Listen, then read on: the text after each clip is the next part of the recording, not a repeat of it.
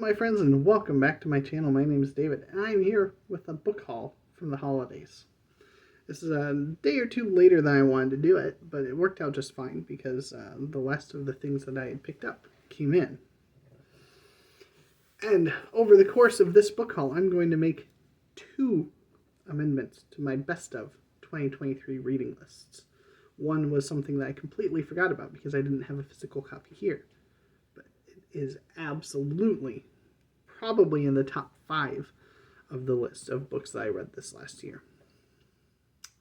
The other is something that I finished the last day of the year. What is it? You'll have to wait and see. So we're going to start off with books, and as I get to the ones that are relevant, I will mention them. Well, I'll mention them together once I get to the first one that is relevant. But I'm going to start with the one gift that was given to me. The rest of these are all purchases I was able to make with the funds that I was given for the holidays. So this is Ray Bradbury. This is a Library of America volume. This has got The Illustrated Man, The October Country, and Other Stories. So this is 800 and some pages, and it's all short stories from Ray Bradbury because Illustrated Man and October Country are stories, all connected together. And so it's got some great ones. It's got R is for Rocket. It's got Foghorn. It's got Sound of Thunder, Golden Apples of the Sun. It's got The Day It Rained Forever. I Sing the Body Electric, Lost City of Mars. Like there's a bunch of really good ones. There's probably about 20-ish stories in here. So this is fantastic to have. And it goes perfectly with my other Ray Bradbury volume. Now I think the last thing to round out might be, I'd have to take a close look at the table of contents. But I know there's a volume that they did around 20-ish years ago of 100 Ray Bradbury stories. So I'd have to see, are there any that aren't in the 2 Library of America volumes? Otherwise, I might only need 2 or 3 Bradbury books to stick around because I'm finding more and more as I read Bradbury, there's a lot of the same that keep recurring. That's not a bad thing. But that also limits the number that you actually need to have. And so I'm absolutely pleased to have that. Now to 2 Library of America volumes. And I know the next ones I want to get are probably the ones that are collected science fiction ones, where it has 4 or 5 novels from like the 50s and the 60s and things like that. I think those are the ones I want next. But I hear from Steve Donahue that Joanna Russ, that just came out this last year, is a really good one to have. Speaking of really good things to have, so now we're getting to the things I bought for myself. And these are, well, some of these I know are going to be hits. Like this. This is Elric of Melniboné, the Elric Saga Volume 1 by Michael Moorcock. So this is the first of the 3 volumes that were done by, of course there's nothing on here to indicate who the publisher is, Saga Press. There we go. So this has the first 4 books. I've read book 1 previously. It's been a couple of years. So I've read Elric of Melniboné, and then the book 2 is The Fortress of the Pearl, The Sailor on the Seas of Fate, and The Weird of the White Wolf. So there we go for that. I'm excited to dig into more Elric this year. Another want to dig in this year. I picked myself up a new Roberty Howard. This is one of the Del Rey editions. And this is Sword Woman and Other Historical Adventures. So this is a lot thicker than I thought it was going to be. And it's got a fair number of stories in here. So it's getting me well on my way to having the complete Del Rey set for Roberty Howard. Do I recognize any of the... No. So I wouldn't even know which ones to read off. I don't know that I've read any of these, which is what's exciting about it. Because, like, I could have gotten the Cole collection, and it was probably $5 cheaper on Amazon. Because I couldn't find any of these locally. I tried. I tried for the Moorcock too. I found volume 3 locally, but I couldn't. I wanted volume 1 first. I will probably get all 3 volumes over the course of the year if I can. probably work on the Roberty Howard volumes this year. But like I was going to say, on the Cole, I've read probably 50% of them at least.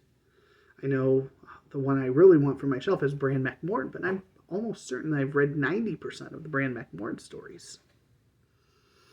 So why wouldn't I want to get something that I've never read first? That's going to be read this year. So now we come to our first amendment to the 2023 top reads of the year list. This is actually not even a couple days before I made my video counting down my top 10. I actually had picked up a copy of this book to give as a gift to a friend who is really, really into science fiction this last year. And so I was like, I know this is absolute gold. It's one of my favorite books of the year. Didn't even think to pull it or to get it on my Kindle or anything like that to show you, because I read it through the library. That is To Sleep in a Sea of Stars by Christopher Paolini. This is magnificent. It is long, a chunky book. People have said, I don't know why Paolini is what's on the spine and nothing about the book title. I understand. I agree. I mean, even the back doesn't do much. They're trying to sell this on the star power of this is who this person is. But hidden inside the pages is a really, really good book. Really good. This confirmed that there is modern science fiction out there that I can enjoy. I just need to look hard for it. So before I get to my next book that I've hauled, and what is probably my only book haul until my birthday,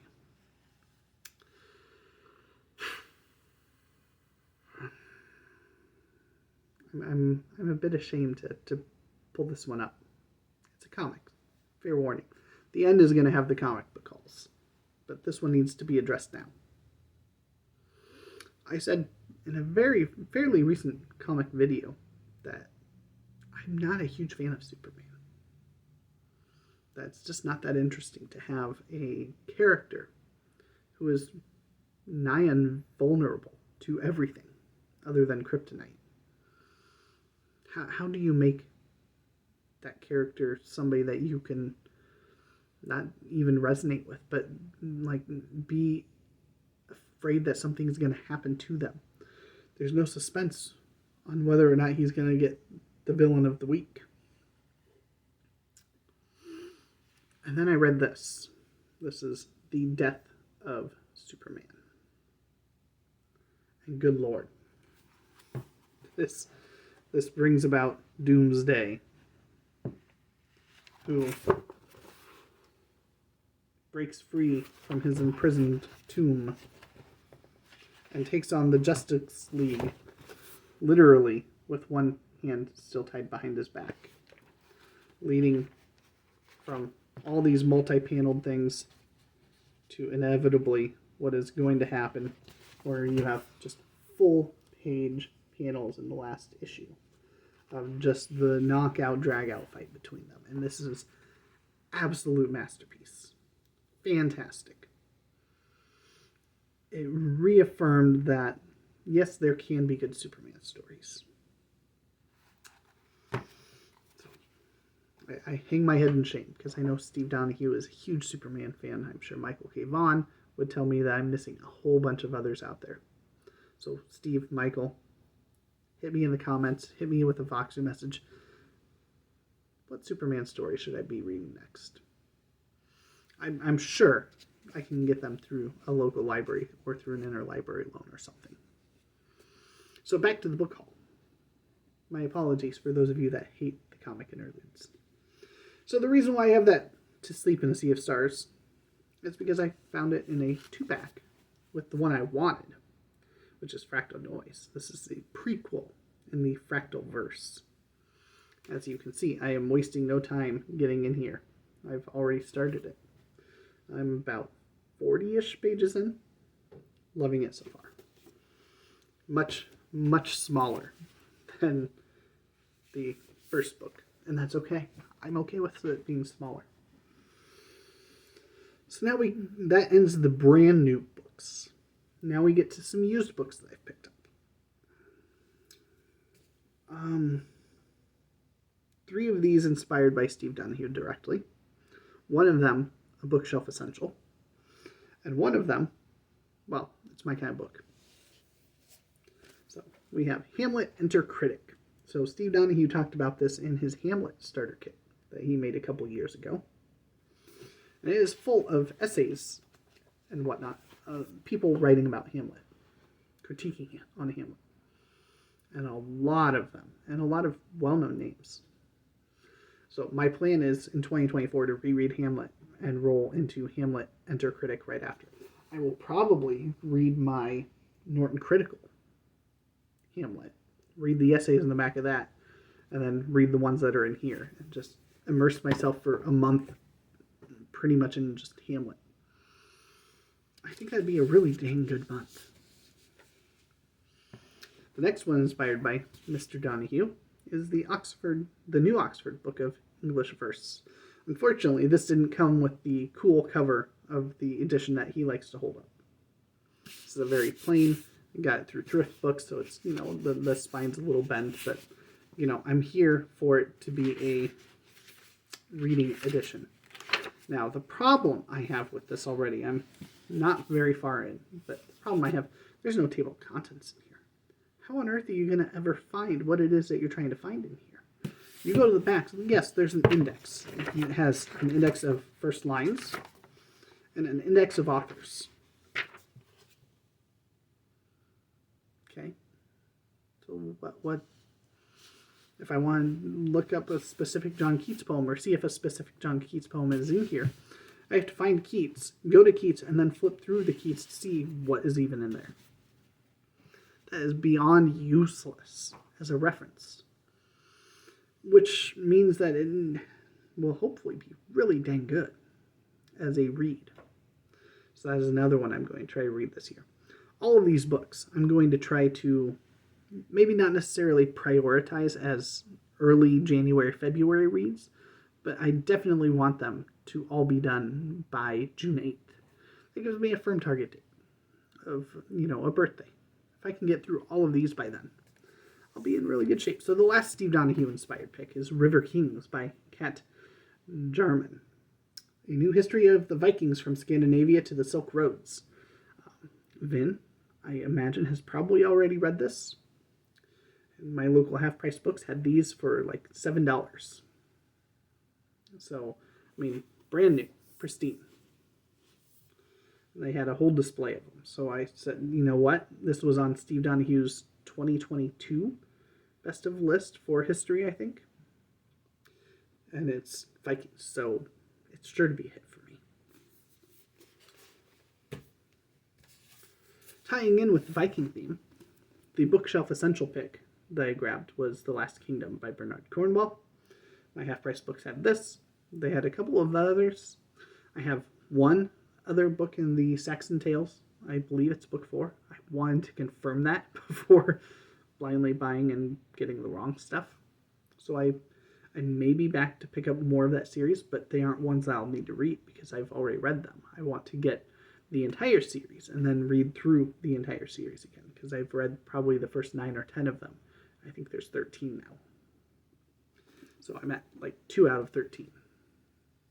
Got a long ways to crawl up there. That's okay. I'm in no hurry, but I'm going to want them to be hardcover because I want them to survive a read and to still be in good condition. So the last one is the most beat up of the books. Like the dust jacket is all torn to pieces, but I couldn't pass this up. This is not going to be very helpful because it's very busy. But if you look on the side here, it is The Life and Times of Chaucer by John Gardner.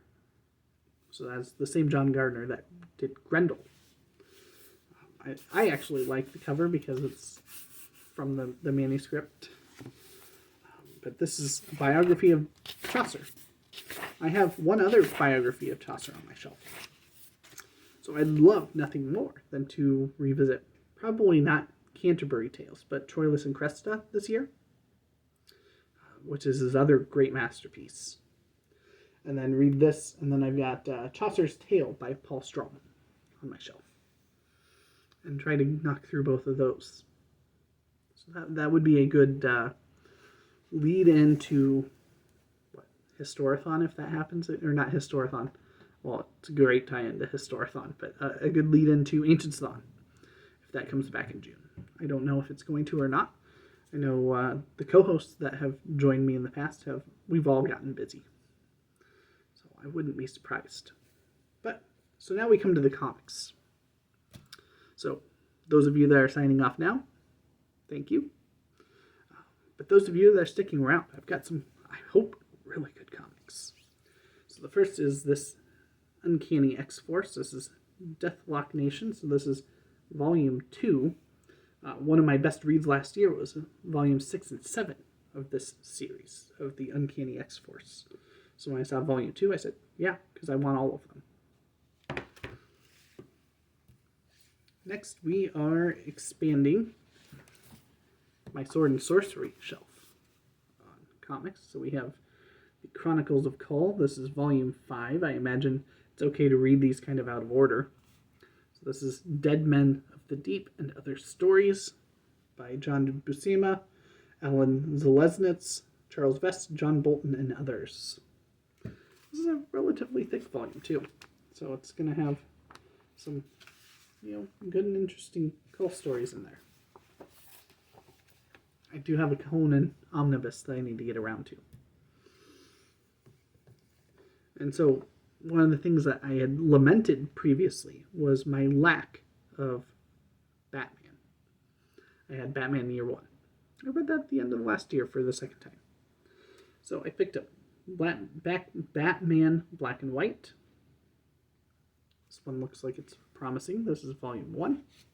Didn't even know at the time when I ordered it online that there were multiple volumes, so I have to figure it out. So it says Batman Black and White. The title is simple. The talent is spectacular. So we will see. This is winner of the 1997 Will Eisner Comic Industry Award for Best Anthology and Best Short Story, and winner of the 1998 Harvey Award for Best Graphic Album of Previously Published Work. So that really gives me some strong hope that this is going to be a fantastic Batman read. I've got two other Batman reads here. We have Tales of the Batman by Tim Sale. So I'm hoping that this is similar to one that I read in December. You'll hear about it when I talk about my reads in December, but that it's got some of the better stories as picked out by Tim Sale. So it draws Batman tales drawn by Tim Sale early in his career are collected in one sensational volume. Okay, so it chronicles the evolution of the Dark Knight and a creative legend. So we'll see how this is. This should be hopefully interesting and have some good Batman stories in there. So that's The Artist of Batman, The Long Halloween, and TV's Heroes. And then the last one that I got, I hear that The City of Owls is a really good one. So this is part of Batman New 52. This is Volume 2, which I didn't realize at the time. I think that Volume 1 is the first half of The City of Owls, so I'm going to be keeping a watch for that. And probably picking that up between now and June, so that I can read Volume 2 as well. But I hear this is really, really good. And, I need some really good Batman.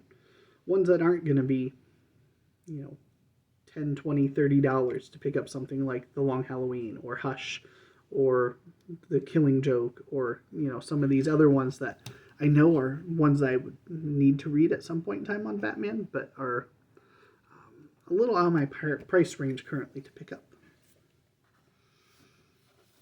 So the last couple here, I've got Justice League of America. So this is the greatest stories ever told.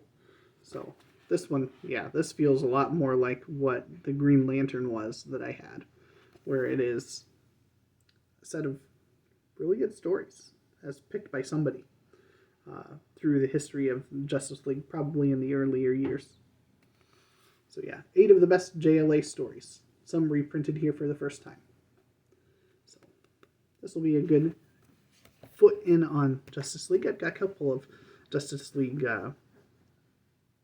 collections on my thing. No Omnibuy or anything like that. None of the major ones. But I've got a couple to read. Then my determination, I want to read Green Arrow. So I picked up a eBay auction that had 2 volumes together. So this is DC Universe Rebirth Green Arrow. This is volume 3. And it had volume 4. So hopefully I can find volumes 1 and 2 at a decent price. And then I can start in on some Green Arrow. And then last but not least, my favorite find potentially. Because it's such a me pick. I got a really smoking deal on an epic collection for X-Men. This is It's Always Darkest Before the Dawn. So these are from 1971 to 1975. This is volume 4. So this will go really well with my other X-Men epic collection, which it was the Executioner's Song.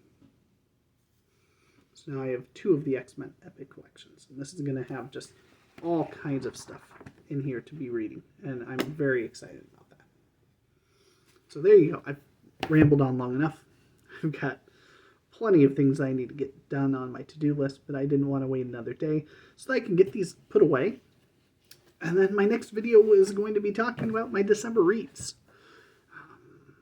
It's hard to believe that, we're already in January. I've already finished a comic book, and I'm already a good chunk into a couple of my reads this month. So I will catch you later.